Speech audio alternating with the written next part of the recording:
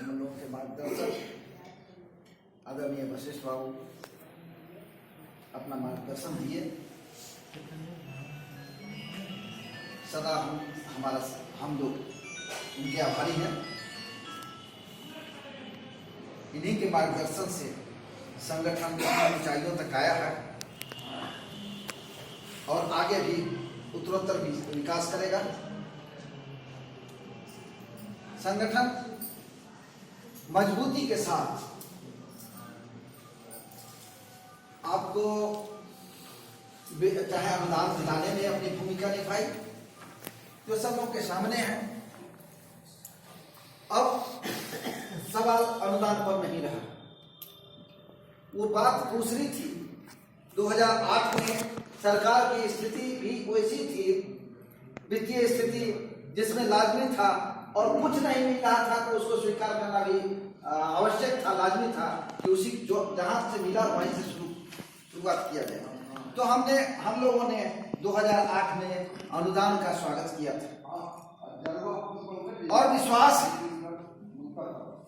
आज भी हम तमाम साथियों से कहते हैं कि आखिर लेना तो इसी सरकार से, और संघर्ष के रास्ते अलग अलग होते हैं। हम संघर्ष का मतलब यह नहीं होता कि सिर्फ सड़कों पर आकर के सरकार को गाली देना, यही संघर्ष नहीं है। यह भी एक संघर्ष है जो आज बैठ कर विचार कर रहे हैं। यह भी बड़ा संघर्ष है, यह बौद्धिक संघर्ष इसी को कहा जाता है। और आप बौद्धिक संघर्ष के भागीदार हैं। आप जानते हैं तमाम लोग पढ़े लिखे लोग हैं, एमए एमएससी पास ही लोग इस संगठन से के सदस्य हैं और सभी का मान बराबर है। भूमिका अलग अलग है, कोई आगे बढ़ के कुछ कर रहा है, कोई उसको समर्थन कोई और कर रहा है, ये अलग बात है। लेकिन सभी लोगों के सहयोग से ही हम आगे बढ़े हैं, हमारा संगठन बढ़ा है और हम कुछ प्राप्त करने की स्थिति में हैं। कि अनुदान हमने लिया है, वेतनमान भी लेंगे। कहीं से कोई क्वेश्चन इस पर नहीं है कि हमको वेतनमान नहीं मिलने जा रहा है। हम पूर्ण आश्वस्त हैं और ऊपर वाले पर भरोसा करते हैं और अपने कर्म में भरोसा करते हैं, काम पर हमको भरोसा है। वेतनमान हर हाल में लेंगे।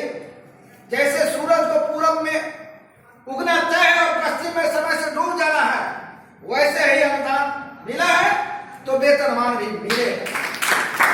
और इसी सरकार से वेतनमान लेना है साथियों, किसी और सरकार पर भरोसा नहीं। जब होगा तो देखा जाएगा। अभी जो वर्तमान सरकार है उसी से वेतनमान लेना है। और वेतनमान के दिशा में कई संवैधानिक लड़ाइयां आपके द्वारा लड़ी गई है, आपके संगठन के द्वारा लड़ी गई है। हम शुक्रगुजार हैं आदरणीय सुनील चौधरी जी, प्राचार्य गंगा रानी सिन्हा कॉलेज के। सड़कों पे हम लोग की बात हुई और गए, लड़ाई शुरू हो गया, केस फाइल हो गया।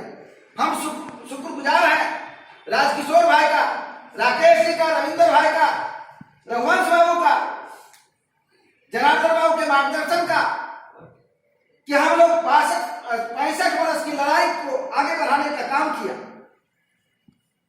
आपने देखा होगा अखबार के माध्यम से बिहार विद्यालय परीक्षा समिति का अध्यक्ष कहा था कि 11 नियमावली का अनुपालन नहीं होगा तो हम ऐसे संस्थाओं की मान्यता समाप्त करेंगे। यही हमारा संगठन है। सरकार को उस धारदार रथ को तो रोकने का काम किया और जब उसमें ऑर्डर आया तो लोग अलग अलग समीक्षा करते रहे, बावजूद उसका ऑर्डर यही है, application by law 2011 is substituted by 2013। The provision of 2013 is inspecting body inspect the college and gave him some suggestion to fulfill the condition within 3 years। वो आज लागू है। 3 साल का आपको समय 2013 में ही दिया हुआ है बायलॉज में, संशोधन अधिनियम 2013 में कि 3 साल के लिए आपको शर्तों को पूरा करना है। सबको हमको पूरा करना ही चाहिए। साथ धोखा किया। तो ये बड़ी बात हुई। हमारे वीरेंद्र भाई मार्गदर्शक हैं छपरा से, वो जाके वकील साहब से मिले, देखे और संतोष व्यक्त किया। इससे पूर्व थोड़ा सा ले चलना चाहेंगे। उस समय एप्लीकेशन बायलॉज आया 11 में, तो सरकार की एक बिहार विद्यालय परीक्षा समिति की विज्ञप्ति आई कि पुनर्नामांकन और पुनर्गठन कर। कई जगह बैठकें हुई थी, हम लोग लक्ष्मण भाई थे वहाँ, अरुण जी के यहाँ बैठक हुई थी शिवचंद्र राय कॉलेज में, तय हुआ था। कुछ लोग ये कह रहे थे कि आप ना करें, कुछ लोग कहते हैं कुत्ता जलाएंगे, ये वो हुआ, लेकिन रास्ता तो बना। और उसमें भी हम लोग बाला कॉलेज यहाँ का हाजीपुर का और गए।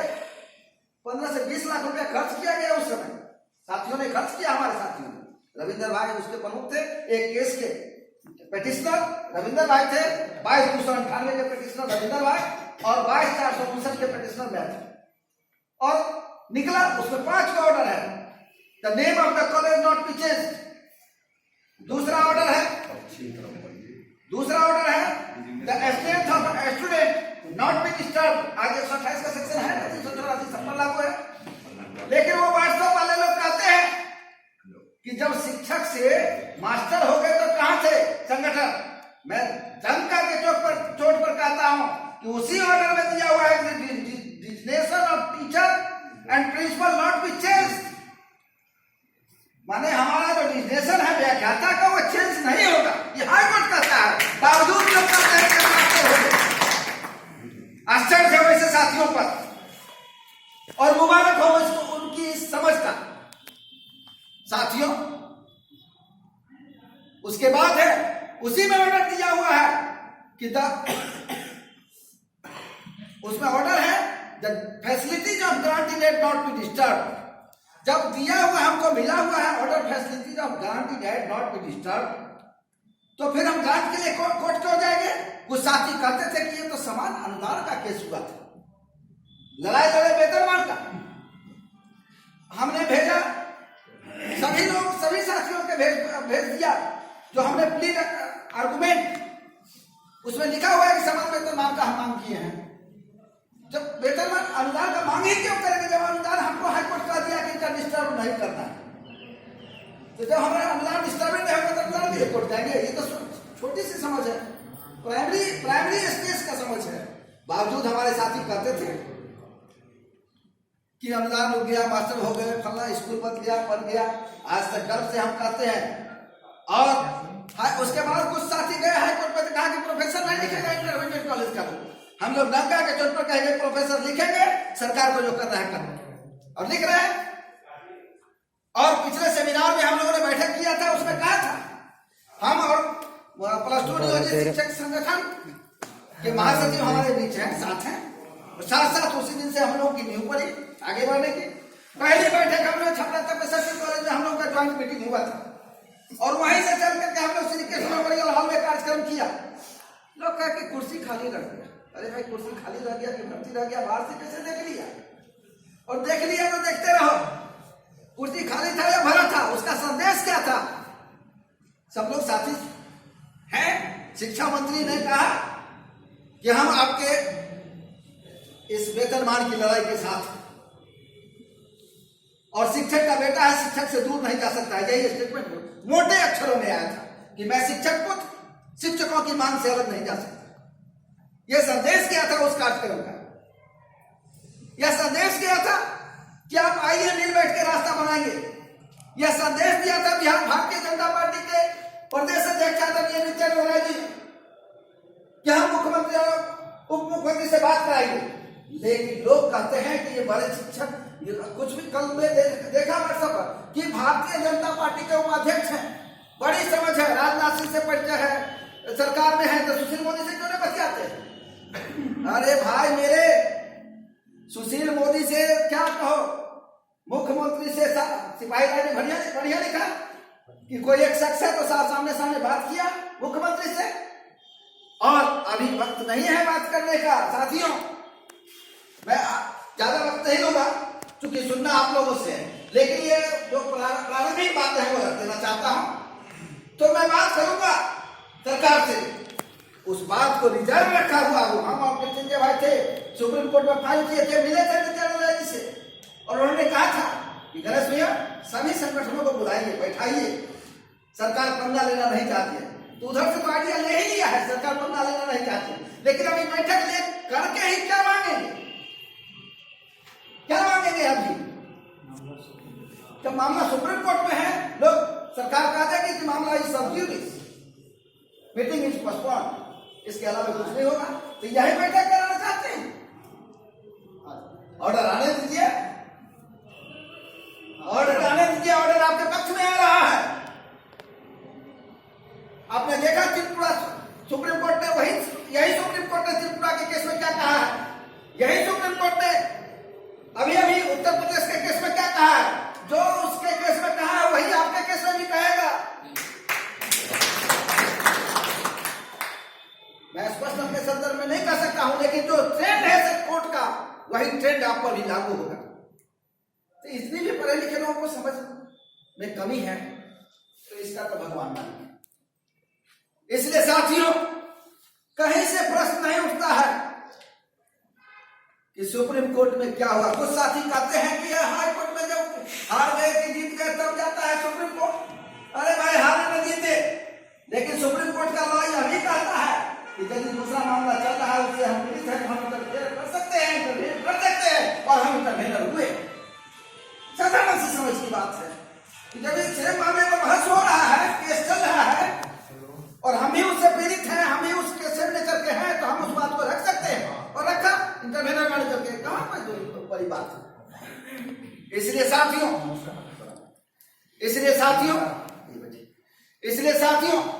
कहीं से कोई परेशानी नहीं है,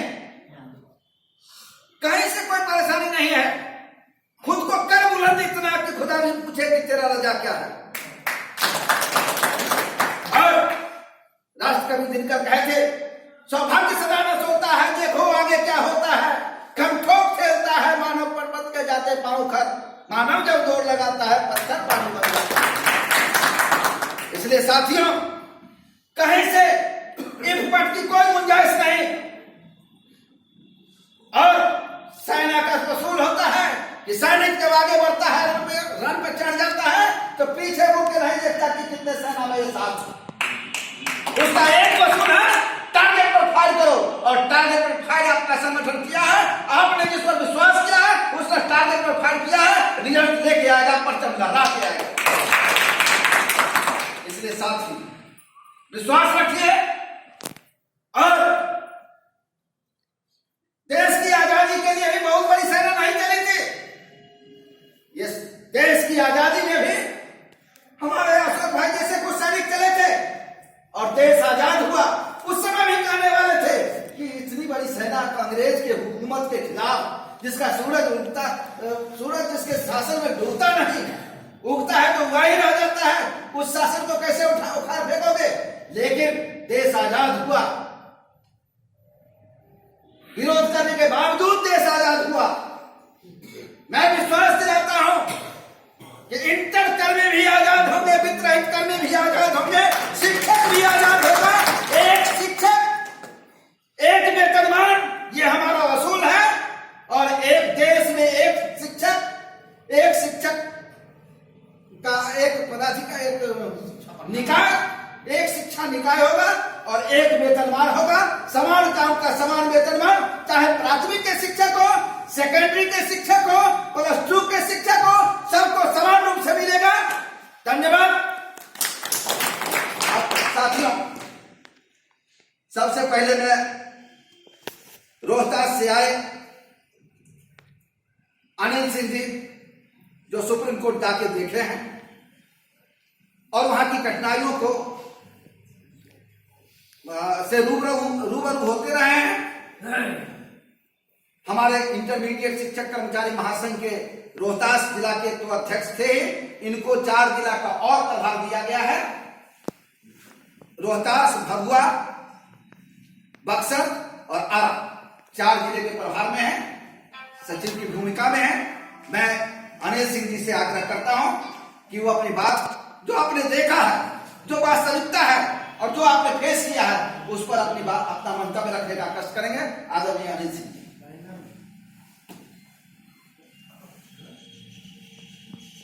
इस सभा के अध्यक्षता कर रहे अध्यक्ष महोदय,